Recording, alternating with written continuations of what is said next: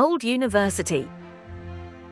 It is an architectural jewel in the heart of Graz's Old Town, located on Hofgasse at Freiheitsplatz. Originally founded in 1585 as a Jesuit university, Graz's first university was initially housed in the Jesuit College, today the Diocesan Seminary. A dedicated university building was constructed between 1607 and 1609. The students' lecture halls were located on the ground floor, while the first floor contained a theatre and a large assembly hall.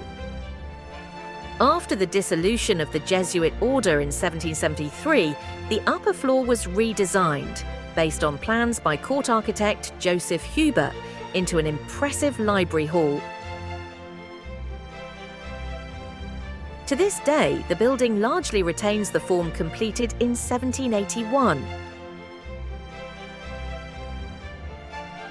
Further structural alterations were made during its later use as the Provincial Archives, 1905-2000.